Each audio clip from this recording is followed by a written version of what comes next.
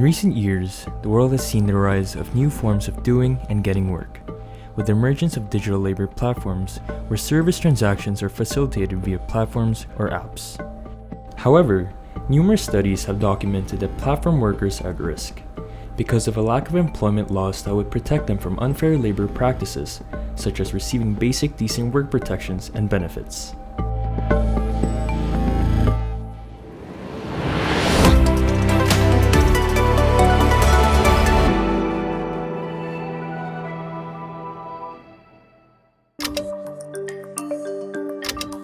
As part of a global effort in better understanding the conditions of digital platform workers, a group of researchers looked into the working conditions of Filipino workers in the country's growing gig economy.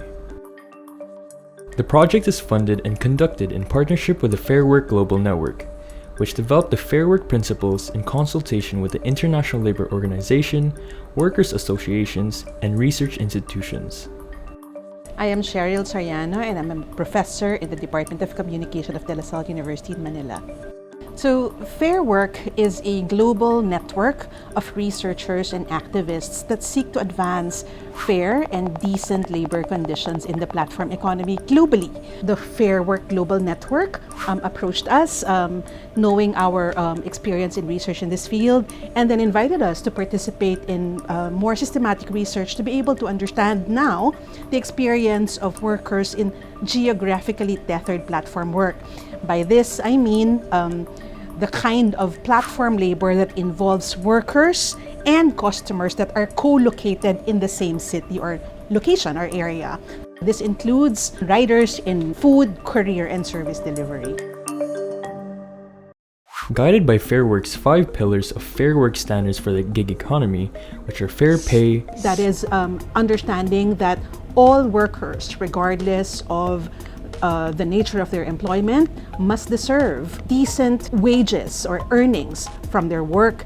Fair conditions, which implies that workers are protected from task-specific risks. Fair contracts. Platforms must have clear-cut contracts that are transparent and well communicated to the workers, free from unfair conditions, and must also be cascaded to workers in a language that they will be able to understand and comprehend. Fair management. By fair management, we mean that workers must have access to due process in the assessment of their performance of work, having access to mechanisms for redress. And fair representation. By this, we mean that workers should be respected in platforms in terms of having a voice, and at the same time, they should be able to freely organize as well.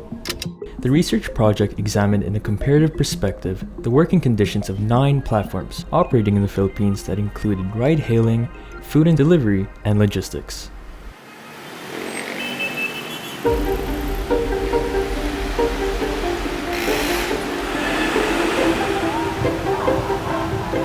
Rider mo gagawa! Huwag gawing kawawa! Huwag gawing kawawa! Yung mga platform po natin na iba't iba is nagpapababa ng mga delivery fare. So ang aming hiling lang naman yung wag na kami pagkakakitaan, kami mga rider. Since kami ay part din ng company, in fact, ang tawag nga sa amin delivery partner. So, kung kami kino-consider na partner, wag na kami pagkakitaan. Bigay kung ano yung dapat na para sa amin. I was a food delivery rider in the UK. I would cycle 50 to 70 miles a day, every day, 6 days a week, delivering food, which takes its toll on your body, right? Like the air in London, just like the air in Manila, isn't really good for you, you know, it's quite toxic. My name's Adam Badger. I'm a postdoctoral research associate at the University of Oxford, working on the Fairwork project. And what we're trying to do really is take note of where good and poor practices in the platform economy and trying to push for change. So we're trying to create improvements wherever we can, and we're trying to make sure that workers are given a fair deal and fair treatment. What we do is to try and collect evidence from the platforms themselves. We collect evidence from workers, and we also conduct desk research.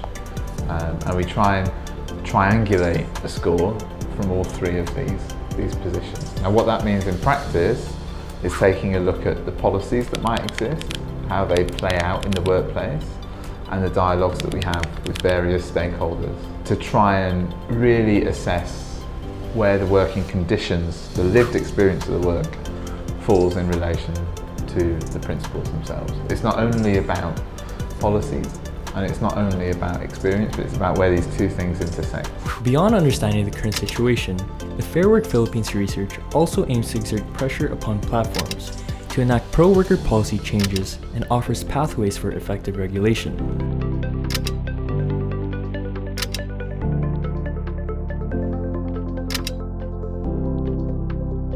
A narrative we often hear is that these systems are based on data and these systems are based on algorithms that make decisions. And it's almost that computational element of the platform is made to make it seem like it's natural, right? That there's no bias or that there's no intentionality behind these decisions. What's important to say is that they're always active decisions that are made through the design process of a platform. Those algorithms are designed by people. And the imperatives are hardwired into them by people. And if we can try and make this fair by design, then we might be able to, push towards a much fairer platform economy.